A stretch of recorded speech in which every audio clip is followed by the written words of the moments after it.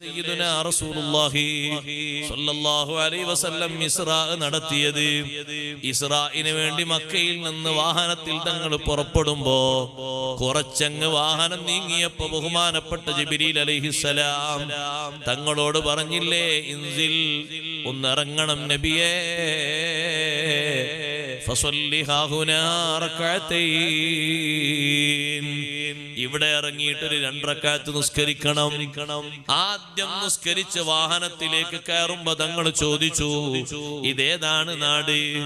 ആ സമയത്ത് ജിബ്രീൽ അലൈഹിസ്സലാം പറഞ്ഞു, ഹാദിഹി ത്വയ്ബ, ഇത് ത്വയ്ബയാണ്, ത്വബയാണ്, മദീനയാണ്, അങ്ങേക്ക് ഹിജ്റ വന്ന് താമസിക്കാനുള്ള ഇടമാണിത്. തങ്ങളപ്പോൾ മദീനയിൽ എത്തിയിട്ടില്ല.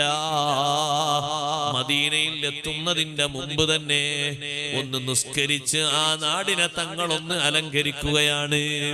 ആ വിശുദ്ധമായ മദീനയിലാണ് നബി സല്ലല്ലാഹു അലൈഹി വസല്ലം ഇസ്റാഇന് പോകുമ്പോ ആദ്യം ഇറങ്ങി ഒന്ന് നിസ്കാരം നടത്തിയത്.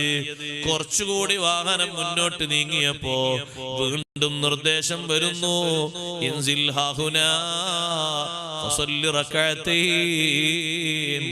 ഇറങ്ങിയിട്ട് 2 റക്അത്ത് നിസ്കരിക്കണം നബിയേ. നിസ്കാരം കഴിഞ്ഞപ്പോ ചോദിച്ചു, ഇതെവിടെയാണ് പ്രദേശം? ഞാൻ നിസ്കരിച്ചത് എവിടെയാണ്? ജിബ്രീൽ അലൈഹിസ്സലാം മറുപടി കൊടുക്കുന്നു,